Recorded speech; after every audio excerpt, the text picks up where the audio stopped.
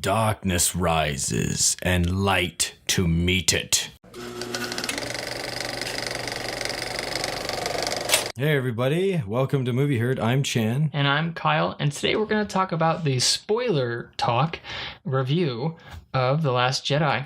I'm pretty excited about this, to be honest. Yeah, me too. There's so much to talk about with this movie. There is, and unfortunately, we're of the opinion that we really enjoyed this movie. I still haven't put it on a scale of how much I liked it on like the scale of Star Wars movies. Mm-hmm. I don't know exactly where it ranks.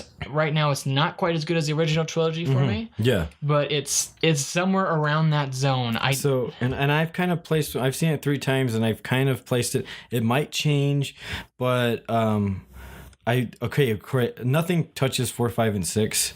We'll get that out of the way. The other, I'm gonna say, I think I still like Revenge of the Sith better than this one. But this is number 5 on my list. So that's good. That's pretty good. I'm considering where this might be, if it's gonna be better than the Phantom Menace. For me, I just don't know quite yet. Oh, dang. It's somewhere around there, because you know how much I love the Phantom Menace. Yeah, you like Phantom Menace. It's really well done. And it's somewhere around that zone, but I just don't know where it is just yet. I think I want to wait for the hype to die down, go see it one more time, and then maybe put it someplace. But I'm really disappointed that most other fans of Star Wars fans have not had the same reaction to it. They haven't received it as well as I think we have, and that's like a super big bummer. Yeah, it makes me. I feel like there's a disturbance in the Star Wars world right now. We're so divided. It kind of makes me wonder. And I'm like, do I know what a good movie is anymore? Like, because I do like it. I really enjoyed it. And then I see the audience score and it's really low. It's actually lower than Attack of the Clones and Phantom Menace. Oh, wow. And I saw a picture of George Lucas laughing. I thought that was a hilarious meme where it shows like the audience scores of those 2 movies that everyone hates. And then he's like, you guys like my stuff better. That's bad, man. Yeah. Well, I don't know, because my thing is you can break a movie down into the storytelling, the acting, into the directing, the costumes, the score, and everything like that. I think at the end of the day, was it enjoyable? I enjoyed it. I enjoyed it. It was enjoyable. I walked out of the theater saying, wow, I really enjoyed that movie. This is the closest to what I've been waiting for a Star Wars movie from Disney that we've gotten. Felt the same thing, too. Yeah, it was really good. And I kind of want to start off talking just kind of from the beginning of the movie, if that's okay with you, and let's just go to the kind of the end. I love the way they started this off, and yes, it was funny with Poe, with General Hux. He's tooling with General Hux About your mother. About your mother. Like, it was very, very modern, which I was not used to. It kind of caught me off guard. It's very different in the Star Wars universe to have something like this, but there's always been elements of our modern culture in Star Wars, even from the beginning of Star Wars. Yeah. There was modernized language in a way in the original trilogy, and nobody ever talks bad about that because it was the modern thing. It was just in that time. So this has the same elements from our modern culture, the way we talk and the way we do jokes or whatever in the movie. And so I liked that moment. I thought it was hilarious. Yeah. One guy actually talked about when they were dropping the bombs, when the bombers are dropping the bombs on the Dreadnought. I was like, well, is there gravity in Star Wars, and how are the bombs dropping? If you go watch Star Wars, the space scenes have never been accurate to scientific accuracy. Yeah. Who cares, dude? Like, who cares? Yeah. Suspension of disbelief at its greatest, Star Wars is. About that scene, that was a great scene. That lady that later becomes more important in the film, I thought she had a very small part, but wow, she was really compelling. She did a lot in that. The bomber lady, yeah. And how you knew immediately how differently directed this film was, because it went to black for a second, and Star Wars doesn't really do that in a moments like that, and it was slow motion, and then like Poe screaming, the bad guy of the Dreadnought is screaming, and it was like slow motion. It was very emotional. It was just very different than any other Star Wars scene ever. And then it was great. I just loved it. It was just very suspenseful. Like, you knew immediately this was a different Star Wars movie than what we've seen. For sure. I don't think it was the best start of a Star Wars movie that we've seen, but it was definitely a really good start to the movie. Revenge of the Sith will always take the cake. I agree with that. With the best opening. It was the most epic, and it captured you. It was very well done in Revenge of the Sith. It was well done in this one as well, but it doesn't quite take the cake as far as the Star Wars openings go. I almost feel like with these two Disney saga films, they almost go to land too quick for me. Like, Force Awakens was the same thing. Like, you see the ship pop out, and all of a sudden we're inside the transport with the stormtroopers for Force Awakens, and then we're zooming down. I would have liked to zoom down more, and then all of a sudden you're on Billy Lord talking to someone really quick. I was like, oh no, we usually take a little bit more time before we go with the other films. So it's but I think that comes with the directing, and it's faster paced these days. A little bit more into the movie. Finn wakes up, as we know, and I think it was actually an interesting way to reintroduce his character. And the first thing he says is where's Rey? I actually don't like. Some people really hate that's the first thing he says. I don't mind it because it keeps that character from the first one, but it tones him down a lot, and it actually, I think it seems to be better. It was also a nice way to go to Rey for the first time in the film. I love it when movies talk about the transition. Yeah, exactly. I love it when movies talk about like, oh, Captain Jack Sparrow, hey? And then it goes to him, which is cool. Cuts to him. It's like, it builds up their mythos. It builds up their legend. It builds up how cool they are. And they're talking about them, and then all of a sudden it shows them. It's like, and they did that with this film, and it was great. They did that several times, and sometimes it weren't quite as direct as others. Like, for instance, the where's Rey, and then boom, goes to Rey. I think that was like the big reason why that was his first words. Just to try. Yeah. I like that. I don't mind that, I think it was definitely a good take for the director to do. I can't remember the director's name right now for some reason. What's Rian Johnson. Rian Johnson. Yeah. I knew it was it started with or something. I think he definitely made this Star Wars movie his own. And you could see that right off from the beginning, and with little things like the transitions.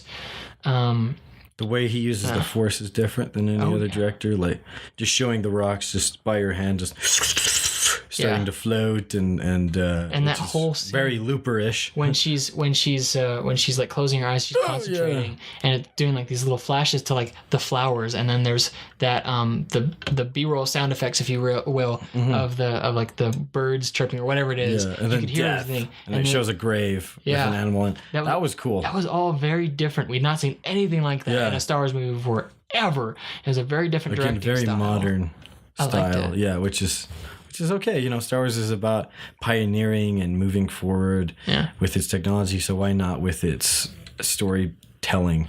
That's true. I think there's probably two things, maybe three, that are the most controversial things from this film. One, the Leia scene, when she's blown out of the thing, and then she uses the Force to pull herself back. What do you think of that? So, I feel like we've again, it's like suspension of reality. We seen it. We saw it in Guardians of the Galaxy, the very first one with Peter Quill and Gamora floating in space without any help, oxygen. I also just saw a Rebels episode with Kanan getting thrown out to space and him force pushing himself into a ship. So I was like, wait, it's been done before, and people didn't give any crap about it. So, and it was same thing. Like they were getting cold, and then I don't know. My thing is I don't mind it as much. I think I almost wish the Force was like. I wish she wasn't really conscious and the Force was dragging her in. Like, she's so strong with the Force that she doesn't need to open her hand up. Because I think that's part of the maybe the corniness of that scene is her like being kind of awake and doing it. So it'd almost be cool if she just kind of floated over more herself. Unconsciously. I kind of get that. Yeah. I just don't think the audience would have understood what was going on if that was what would have happened. Yeah, that's true. Because it's the first time she uses her Force ability, so it's going to be... Yeah. Well, that kind of goes with... the Force is really its own character in this movie, and it's almost like it's allowing people who are Force sensitive to use the Force more quickly, like allowing them to advance more quickly than in any other movie prior to this. Like, I mean, we see Leia, we've never seen her use the Force before, and she uses the Force to pull herself back in, which I think probably was one of the most beautiful scenes I've ever seen. I thought it was really well done, and she looked like angelic. Mm-hmm. Yeah, she's an angel. It looked very pretty. But then I mean, there's the kid at the end. Yeah, the Force pulls the broom. Yeah. There's Rey, who she just started using the Force literally kind of out of nowhere. Probably the best music ever in this movie. New music was that part when Leia's in space. It was like a slowed down version of Leia's theme, and it was so pretty. It was added beautiful. To it. You almost wanted to cry because, and I think the lady next to me in the theater did cry, where it was just like, I think we all thought this was the end. So it was kind of cool to, oh, that's how they're killing her, and why are we showing her face already? This is kind of, she's dead in real life, so it kind of adds to that weight of that scene is even heavier. Yeah. But she survives, which is great. I thought she was going to die right there. I was actually, but the first time I saw it, I was ticked. I was absolutely ticked that she was that. Like, I'm like, you gotta be kidding me! You're gonna kill her off right now. That was like my prediction too of how she would have died. Yeah, and I was like, there's no way that they're gonna do that because they can't just do that. They can't just kill her. So disrespectful. I know that was like incredibly disrespectful. I was like, if they treated Paul Walker better, they better treat Carrie better, for Star Wars. And then they switched it on us and said, hey, no, wait, she's not dead. Look at this. And like, it's just like one of the most beautiful scenes, and your hope's actually restored in the movie. Although the next film, what are they going to do? You know what I mean? Like, you can't just kill her now because she already had that near-death experience and you already tricked the audience. It's like, we're not going to believe it next time. It's like the boy who cried wolf. She also, though, technically she can't just become one with the Force and disappear like Luke did, which is the other controversial thing at the end of this movie. The other controversial thing, she can't really do that because she's not technically a Jedi. But she is Force sensitive, and she's obviously used the Force, but she can't just disappear.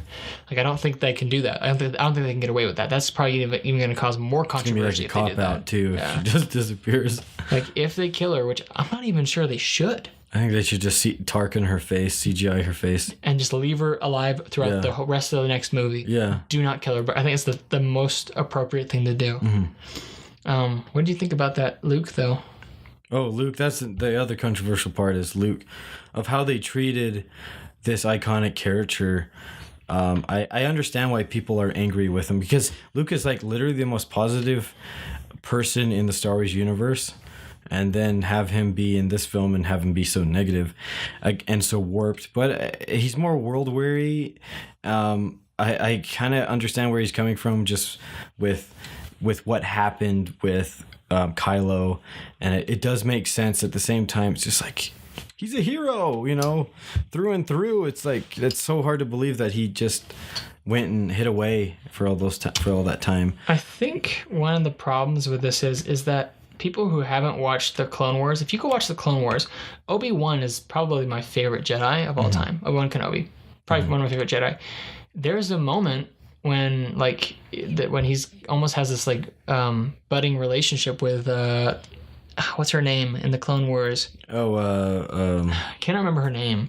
She's like a senator or something. His the girl, she really likes him. Yeah, they really like each other. Yeah, and he almost, I think, back when, because he used to be on a mission when he was just a Padawan, and he was like protecting her, and they were together for like months. I think it was like 6 months or something like that. I can't remember exactly how long it was.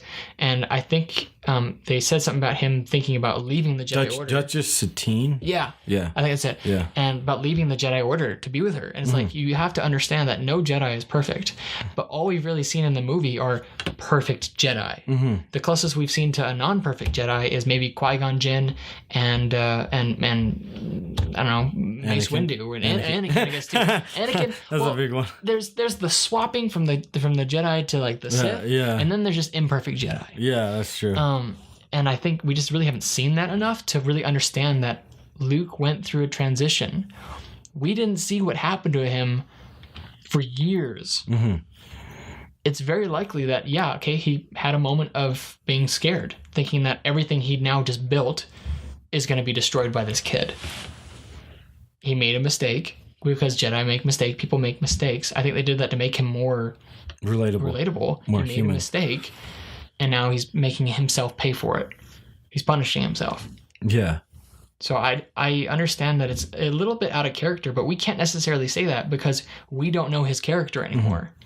He's a different character. And yeah, there are all of those books. There are all those books that came out for like 30 years that are no longer canon that he actually did stuff in, and we got to know him through those. But that's not canon anymore. That's not who he is. Mm-hmm. So I understand where people are coming from, but it's just, I don't know. It's like he was taking after Yoda and Obi-Wan. It's like, oh, they went to become hermits and had self-exile. So it's like kind of his version of it. And those guys were both the greatest Jedis ever. So I guess it does make sense. If he follows, what he's seen before.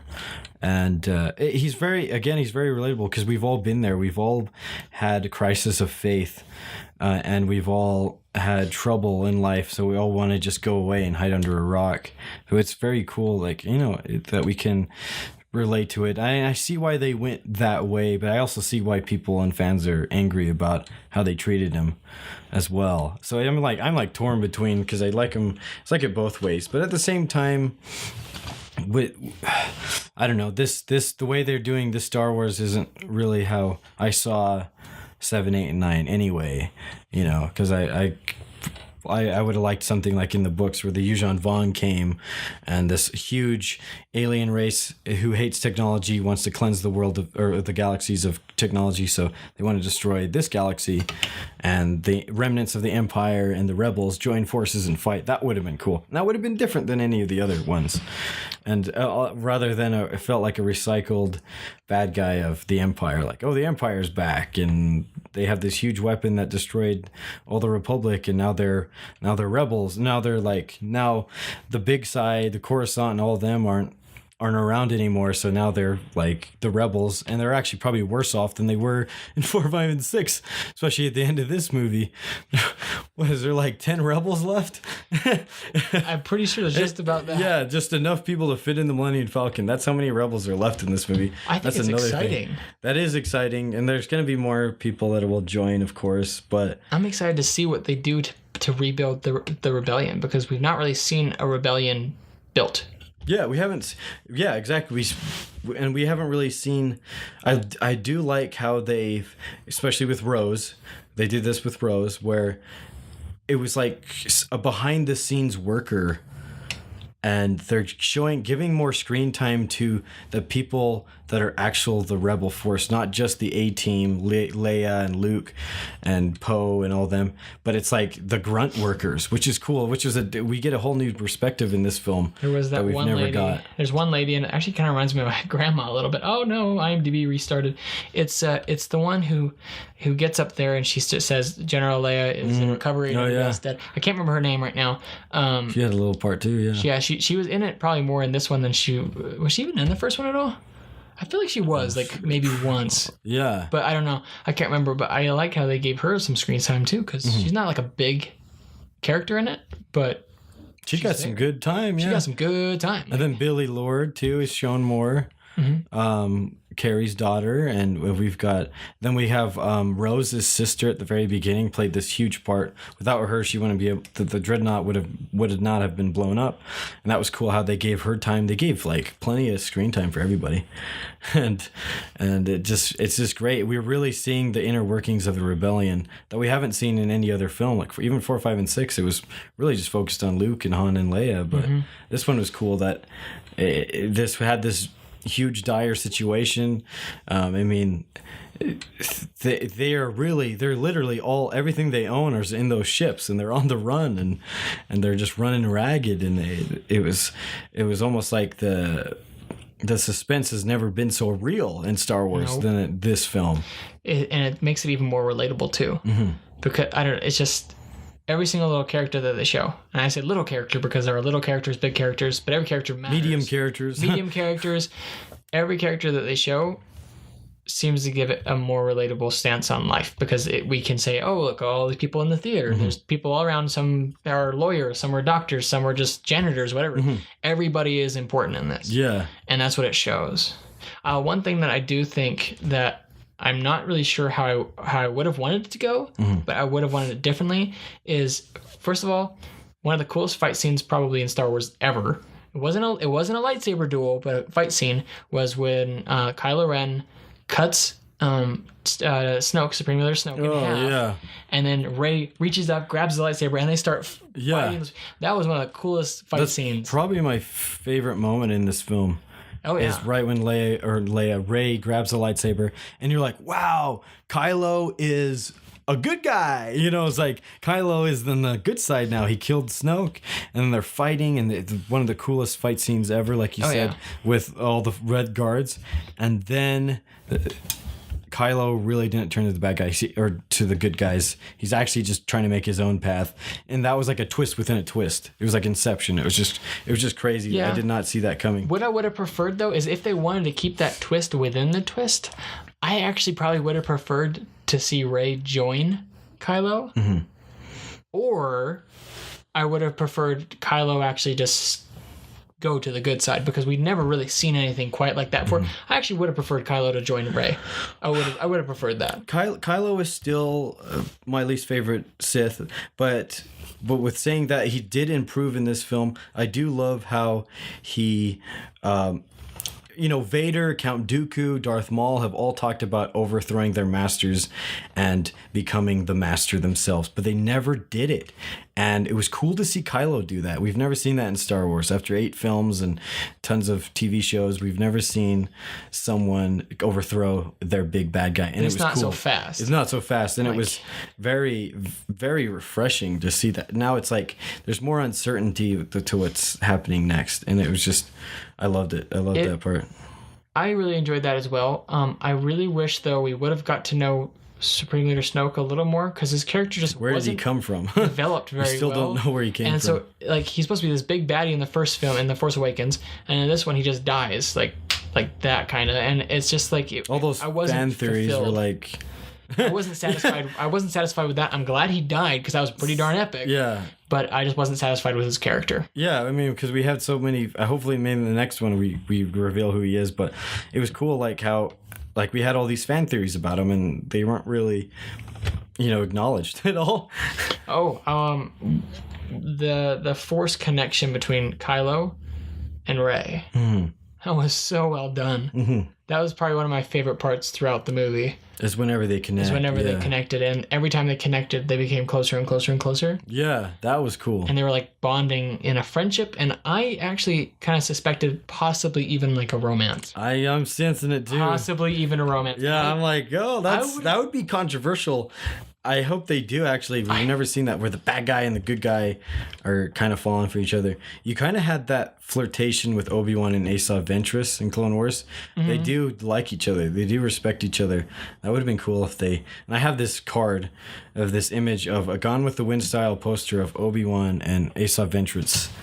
Oh. He's like, he's going to kiss her. And I've always seen that. I'm like, oh, man, Obi-Wan, like... That would have been something. That would have been crazy. So now we're going to finally get that with this. Well, I hope so. It's going to be more interesting than a romance with Finn. I don't think that's... No, I think that's why they introduced Rose. I think Rose and Finn are going to be now a thing. And I'm okay with that, because I like Rose, obviously, more than Finn. And to be honest, I wish Finn would have died. I wish during his little sacrifice scene... I wish he would have died, too. I think it would have added more weight to his character. It would have been... Yeah. I would have liked him better. That being said...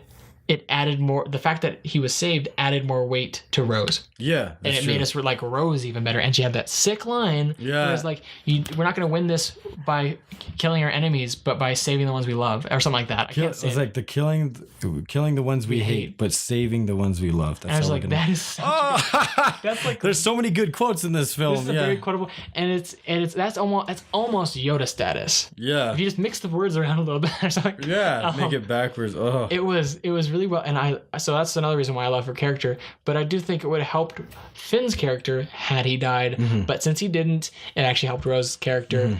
So every character was developed really well in this movie. I think even Finn was developed better than he was, and I do. And I didn't notice this the first time I saw it, but the second time I went and saw it, he actually does yell at one point, but I didn't even notice the first time. Didn't even notice. He yells a lot in the other one. That being said, oh man, this is gonna be a really long video, but that's okay. I'm talking about Captain Phasma. Okay. I don't think she's dead. How can they kill her when she's supposed to be like the new Boba Fett? Yeah. Like if they... Although if she is the new Boba Fett, then She's been giving more screen time than Boba Fett. Boba Fett didn't have any screen time. Actually, no. In this one, she had very little screen time compared to what Boba Fett had. Because Boba Fett was almost always next to Darth Vader and Jabba and all this stuff, and Boba, robot chicken Boba Fett right there, the actual Boba they use for robot chicken. Hilarious. Yeah. But Captain Phasma was in it for like maybe 5 minutes, not 5 minutes of screen time. However, maybe like 2-ish minutes of screen time, actual screen time. It's kind of disappointing with. I was very disappointed. Yeah, because I actually wanted to see her character develop. Yeah, they said they weren't gonna Force Awakens on us, and they kind of did again. Yeah. It's like, what? And then supposedly she's dead. I don't want her to be dead. Hopefully she's all burned up like Deadpool. That'd be cool. Something like, I just don't want her to be dead, because that's just a dumb way to die. Yeah. I'm wondering if maybe she had more scenes and they cut her scenes out. Yeah.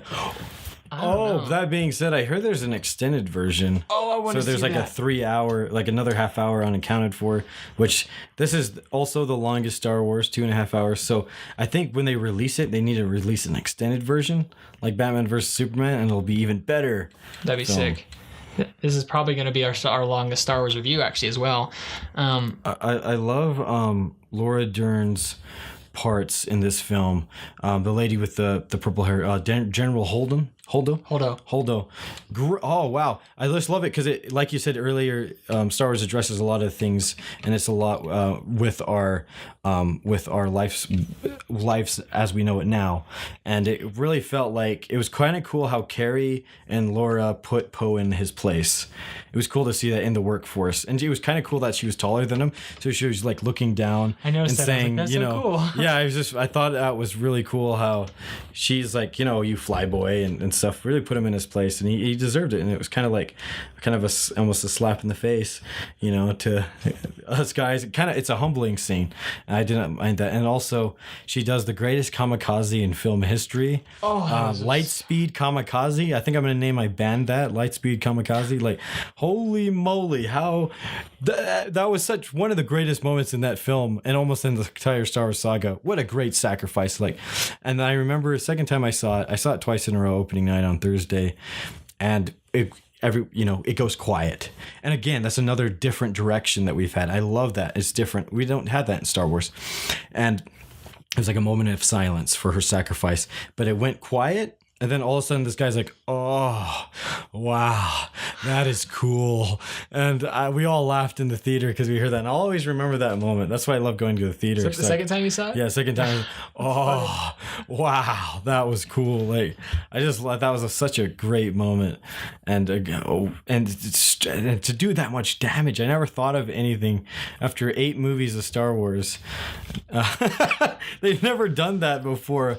Well, another review, I actually watched a few reviews of Star Wars, and they were all negative, unfortunately. But one of the guys brought up, well, why haven't they done this before?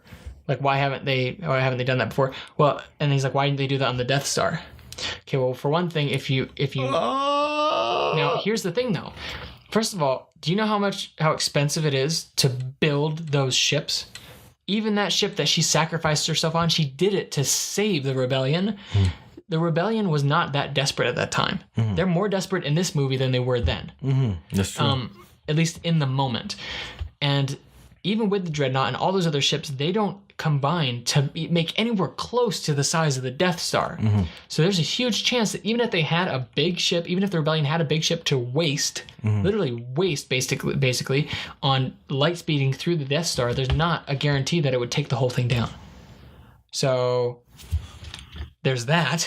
Mm-hmm. I never thought of it. Yeah, they actually would have wasted more ship and money trying to destroy the Death Star like that than they did how they actually did it. Because yes, they lost a lot of people and a lot of ships, but it just would have been way too much. Now I'm curious to see what that would have looked like, light speed into something the size of a Death Star. Yeah. And I mean, there's a chance it might have worked, but they at the same time guarantee it though. It's great how they did take it down.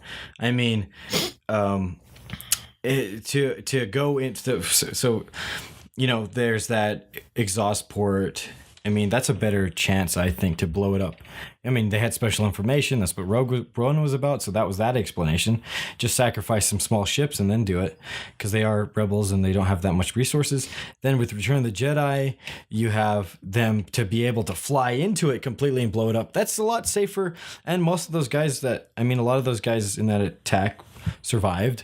So it was like, I think they were looking at it like that. So, I don't know, rather than, again, like you said, sacrificing huge ships like that. And I'm even going to argue that this is probably going to be the worst argument ever, but I'm going to argue maybe just nobody thought of it. Nobody thought about cutting potatoes really thin and frying them for the longest time. Yeah, but then true. Suddenly somebody did it, and now we have potato chips. Maybe just nobody thought of it. Maybe she's just like, hey, why not? Let's just try this and see if it works. And what? Look at that, it did. Yeah. Like, I'm just saying, like, I don't understand why that's an argument. Oh, well, they didn't do it in the past movies. So? Yeah. Maybe. That could be said about a lot of films. A lot of films or a lot of TV shows that keep doing things. It could be said about a lot of things in this one. Well, why didn't Leia use the Force before? Maybe she just didn't think of it. Maybe the Force is more desperate now. Yeah. Maybe the Force needs her to balance it. I don't know. Like, I just don't think the arguments that are being given for it, some of them are valid. Like the whole Luke thing, I understand that. But for most of it, I'm just like, maybe it's just cuz. Just cuz, you know? Just because it wants to, or they wanted to, or they thought they'd try it and see what happens. I just don't understand why everybody's so mad at Disney for making a movie and taking risks on a movie. And they're like, oh, it's a bad Star Wars movie. Well, if you look at Star Wars movies in a whole right now, as far as, actually just look at Disney movies, Star Wars Disney movies, it's a good Star Wars Disney movie. Yeah. Maybe it's not as good as the other Star Wars movies. I'll leave that up to you, but it's, as far as what Disney's made, this is a good movie, a good Star Wars movie. I feel like this one takes the cake and the greatest ending out of any Star Wars film. I've always said Revenge of the Sith has the best beginning. I think The Last Jedi has the best ending, where you're ending with these nobodies, these little kids. And I love how these kids are playing with action figures. I felt like it was a nod to all of us Star Wars fans who had action figures growing up and were playing with them. And I still have action figures. I don't really play with them anymore. I just display them. But that's what it reminded me of. Reminded me of my childhood. I loved it. And then also that kid force grabbing the broom, like, and then it was so cool because it was like there's that spark, that hope that's being born again today, and he's holding his stick like a lightsaber, and we've all been that little kid looking up at the stars and feeling so small, but still at the same time we're gonna tackle the world, you know, type of feeling. So it's just, I love that ending. I did too. I thought it was a very appropriate ending to the movie and the best ending in a Star Wars movie ever. And that just goes along with kind of what I've been saying. The Force, I think, is opening itself up to more people. Obviously, people are learning how to use the Force even on their own more than they have in any other movie. But to be honest, that kind of makes sense. Like when you're like, it just kind of makes sense. The Force has been hurt a lot of times, but the Force is taking applications again. She's gonna go out on more dates. She's gonna see more people, and it works. I'm excited to see where it goes. I'm excited to see where they take it. And for the first time ever, we don't know, after every episode of other Star Wars, we kind of have an idea what's going to happen, the next one. For me, I feel like this is the first time I don't know what's going to happen with Star Wars. Yeah. Which is a good feeling. The only time I think that we've had something like this is maybe after the first Star Wars movie ever, which obviously we weren't there for, but after A New Hope, which back then it was just called Star Wars. They didn't really have official plans to continue them. I think that's the only other time that it really ended, and you could tell that from the ending of A New Hope. It's very final finale. Again, probably my second favorite ending is New Hope. Thinking about that again, it's like New Hope, Last Jedi had very great endings. Revenge of the Sith had a pretty good one too, but we did know what was going to happen. Yeah, we already knew that there's a whole next story that's already been made. It had a pretty good one too, but as far as all of the Star Wars ones, this one ended the best, and it leaves me the most excited to see what happens next. Yeah, and the worst feeling ever is watching for the first time a Star Wars film and knowing we have to wait 2 years. this is the longest we will ever be from that next sequel. Is the end of seeing the opening night of Star Wars, and it's terrible. It's like we gotta wait 2 years, but before we used to have to wait 3 years. Mm-hmm. But still 2 years. Oh, and then the only thing we got around the corner really is the Han Solo film, which I'm not too psyched about, because only Harrison can play him. I'm not excited about that either. But that's a whole nother review. Yeah. If you hadn't noticed, our other 6 reviews or 7 reviews have had my orange Poe gun, yes. But now I painted it gold to be more realistic. So there it is. There's some character development with my. Got an upgrade. Yeah. And then here's our character tins we got from. Yes. We went to the fan event, the IMAX fan event. So we got these this is the character tin. This is the light side tin. We did get a dark side tin, but that was our other friend. And we have the cups, and then this is a certificate of authenticity. That's saying that we saw it first. Yeah. Then here's the fan event lanyard and yeah. Oh, and then the exclusive posters right here. Yeah. Yes, they really decked us out this time. It was really cool. Oh, we loved it. I mean, we're gonna have to show some pictures of you know. Actually, you can see the pictures on our Instagram. Yeah, exactly. Head on over to our Instagram. We'll leave a link in the description below. You can go check out some of our photos from that time. And there is a video, I think. A lot of stories. That one video with the DJ. The DJ, yeah. I think I left that on, so I think you can actually go see that. It was on our story, but now it's been a while, so that's on our saved. That's on our page. I think you can go see that too. It's pretty funny. But we definitely like this video. Is there anything else you want to talk about from this movie? Anything else? I think we covered it all.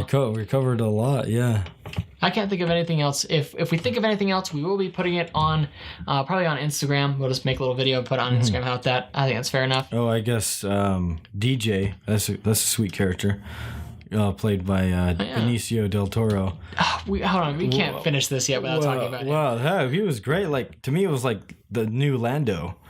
Like, it was just like, and he made like stuttering cool too. Like, who knew that you could make stuttering cool? Yeah. But he's a great actor. I mean, I'm more interested in his character than Finn. Like all the 3 big new characters in this film, I'm more fascinated by, more intrigued by, than Finn is, and that's kind of sad. Yeah, but it's totally true, and I'm excited to see hopefully him return in the next one. I really want to see him return because he was actually a really good character. Although it might be kind of interesting to see him not return. Yeah. Like, I mean, I guess not see him return. I feel like it would come back and then be on the good side. Yeah. It's almost like, what's his name? Hondo, the pirate on the Clone Wars and Rebels. Like, how he keeps kind of coming back, and he's a pirate, so he's like back and forth. Yeah. His philosophies are very tempting too. Like, it's like, you want to be free, don't join. It's like, that's another great quote too. I was like, wow, I never thought of that before. Say something, Finn. If you want to be free, don't join. I was like, oh, mind blown. There's an option. There's a third option. I didn't know there was a third option. Who knew? It was really, I think it was actually really refreshing in a way. Like, it was nice to see that kind of smuggler come back. Yeah. It was good. And I love the last thing he ever says. It was like, when I think I can't remember if it's Finn or Rose that says you're wrong, because they get captured, obviously, and all stuff. And he's like, maybe. He's like, maybe. And then he walks off. I'm like, wow, what an exit. He's so open. He's a very open person. Yeah. I mean, and he was making Finn a more open person, too. Yeah. Where it's like, there's no such thing as good guys and bad guys. And just, yeah. And he's like, wherever you can make the most profit, that's where he'll be. And stuff. It's like, oh, you lose today, you win tomorrow. It's like, what's the difference? Yeah, that was good. I want to see him come back. He was really, really good.